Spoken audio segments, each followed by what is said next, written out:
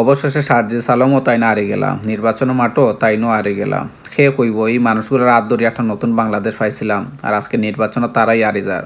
মানুষ আসলে মার্কার পিছনে দিয়ে ঘুরে। মানুষ একবারও চিন্তা করে না সে সংসদে গেলে জাতির লাগি ভালো হইব, জনগণও লাগি ভালো হইব। এই জিনিসটা মানুষে চিন্তা করে না, মানুষ এখনো মার্কার পিছনে দিয়ে ঘুরে। যদি আপনারা যদি মার্কার পিছনে যদি না ঘুরতা, তাহলে সার্জিস আলম এই মানুষটা আসলে খেনে ফেল করব। তার কোন দিক তো না রাজনীতির অভিজ্ঞতা কম আছে। বাংলাদেশের 5 জন সমন্বয়কের মধ্যে সার্জিস আলমও একজন। এই মানুষটা সংসদে গিয়ারই আপনারা এই কাজ করতে পারতো না, কোন সাইড তো বোঝা যায়। কিন্তু আপনারা যোগ্য মানুষে আপনারা সংসদে পাঠাইতে পারল না। এই জাতি কোনো সময় পরিবর্তন হইতো না। এই যে নতুনভাবে আইয়া এখন বিএমপি যেন একটা সরকার গঠন করিয়া যে ঢুকবো, আরও 15 বছর 20 বছরও কোনো সুষ্ঠু নির্বাচন হইতো না।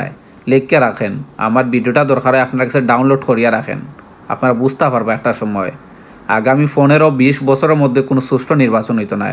কারণ আপনার যোগ্য কোনো মানুষে সংসদে পাঠাইছেন না।